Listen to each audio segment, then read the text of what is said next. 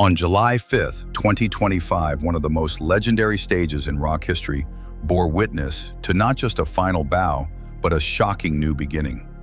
At Ozzy Osbourne's last ever performance with Black Sabbath, amid 40,000 fans, deafening guitars, and generations of rock royalty, Slipknot's Sid Wilson dropped to one knee and changed his life forever.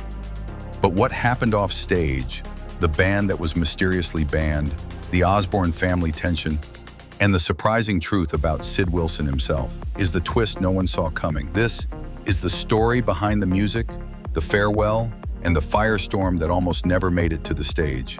Ozzy Osbourne, the Prince of Darkness, the godfather of metal. At 76 years old, ravaged by Parkinson's, spinal surgeries, and decades of chaos, he did the impossible. A full-scale 10-hour mega concert, back where it all began, Birmingham, England. Titled Back to the Beginning, the show was more than just a concert. It was a living monument to a 5-decade legacy. Ozzy sat, literally, on a black batwing throne, skull arms, wings curled around him like a fallen metal angel. His voice, still electric, still unmistakable. Black Sabbath's original members, Tony Iommi, Geezer Butler, and Bill Ward, took the stage together for the first time since 2005. Metallica, Guns N' Roses, Slayer, even Jack Black. They all played tributes to the man who defined a generation. But then, in the middle of this thunderstorm of nostalgia, Kelly Osbourne, Ozzy's daughter, her longtime partner, Slipknot DJ Sid Wilson, turned to her. "I love you more than anything in the world," he said. Ozzy, sitting behind them, shouted with classic Osbourne charm, "F off, you're not marrying my daughter." Everyone laughed, but the next moment was no joke. Wilson dropped to one knee.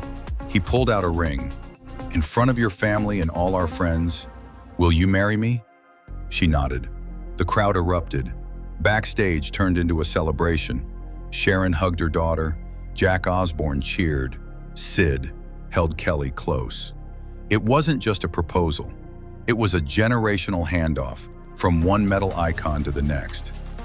But here's where it gets even more dramatic. Just days before the concert, Sharon Osbourne quietly disinvited a band from the lineup. Why? They wanted to make a profit, she told Billboard. And this wasn't the time for that.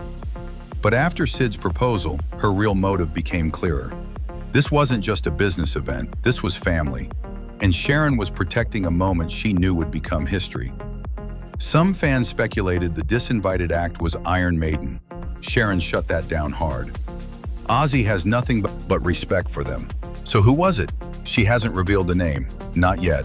But it's clear, she removed the chaos to preserve the legacy and the surprise. Sid Wilson and Kelly Osbourne first met in 1999 during Ozzfest, when Slipknot was still emerging, and Kelly was still Ozzy's rebellious daughter figuring out her path.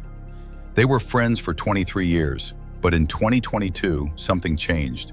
They fell in love, fast, passionately, privately. In the same year, they welcomed their first child, Sydney. Kelly gushed online, "You're my soulmate, and I'm so deeply in love with you." But not everything was smooth behind the scenes.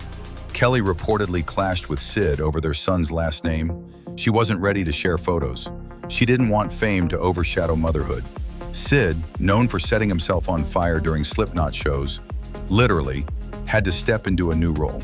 Fiancé, father, family man. Ozzy ended the concert with Paranoid. Fireworks exploded over Villa Park. A cake was rolled out. The crowd chanted his name. He looked at them one last time and said, "Your support has made it all possible. I love you." Then he was gone. The world thought that was the end, but here's the twist we promised.